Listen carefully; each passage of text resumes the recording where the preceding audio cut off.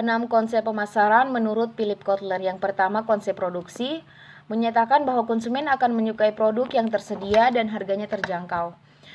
Yang kedua, konsep produk. Konsep produk menyatakan bahwa konsumen akan menyukai produk yang menawarkan kualitas, kinerja, dan fitur inovatif yang terbaik.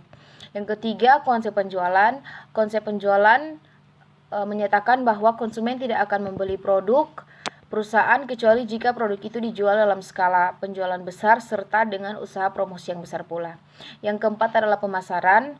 Konsep pemasaran menyatakan bahwa dalam konsep ini pencapaian tujuan organisasi tergantung pada pengetahuan akan kebutuhan dan keinginan target pasar yang memberikan kepuasan yang diinginkan dengan lebih baik daripada pesaing. Yang kelima, konsep pemasaran berdasarkan berwawasan sosial adalah prinsip pemasaran yang menyatakan bahwa perusahaan harus mengambil keputusan pemasaran yang baik dengan memperhatikan keinginan konsumen, persyaratan perusahaan, kepentingan jangka panjang konsumen, dan kepentingan jangka panjang masyarakat. Yang terakhir, konsep pemasaran holistik adalah satu kesatuan tunggal yang memiliki tujuan yang sama, kegiatan yang selaras, dan integritas atau integrasi untuk mencapai tujuan itu. Yang berikut, apa itu segmentasi pasar? Segmentasi pasar adalah istilah pemasaran yang mengacu pada proses penggabungan pelanggan ke dalam kelompok atau segmen tertentu berdasarkan pola perilaku dan konsumsi yang sama. Segmentasi pasar dapat dilakukan untuk konsumen yang sudah pernah melakukan pembelian sebelumnya maupun kepada calon konsumen potensial. Yang berikut ada manfaat segmentasi pasar. Manfaat segmentasi pasar ini yang pertama memfokuskan perusahaan pada kelompok pelanggan tertentu. Yang berikut semakin memahami kebutuhan atau keinginan pelanggan. Yang berikut peningkatan daya saing pasar. Yang berikut menargetkan pelanggan melalui komunikasi yang spesifik, mengidentifikasi strategi pemasaran yang lebih efektif, mengidentifikasi anggaran pemasaran, mendatangkan lebih banyak prospek dari calon pelanggan, peningkatan pelanggan menjadi pembeda dari brand yang lain. Selanjutnya ada ciri-ciri segmentasi pasar yang efektif. Yang pertama dapat diukur, yang kedua dapat diakses.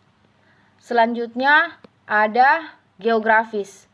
Segmentasi geografis membagi konsumen menjadi beberapa segmentasi berdasarkan tempat tinggal mereka. Itu adalah alternatif segmentasi pasar selain segmentasi demografis dan segmentasi psikografis. Perusahaan dapat membagi pasar berdasarkan variabel geografis. Segmentasi demografis membagi pasar menjadi kelompok-kelompok berdasarkan variabel seperti usia, ukuran, siklus hidup keluarga, jenis kelamin, penghasilan, pekerjaan, pendidikan, agama, ras, generasi kebangsaan, dan kelas sosial.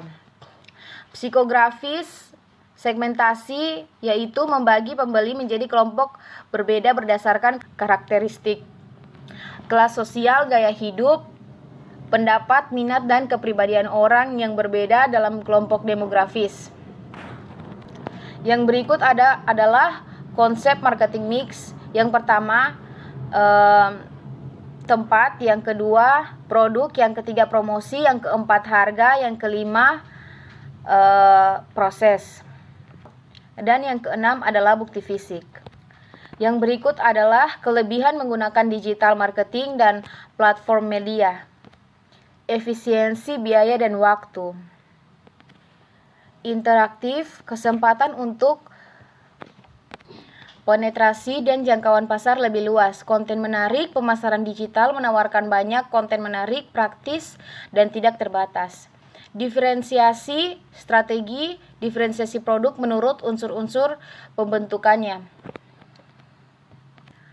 Bentuk dan desain, fitur multi dan kualitas, produk daya tahan dan layanan, unsur-unsur strategi diferensiasi, produk, harga, pengemasan, dan teknik pemasaran. Terima kasih.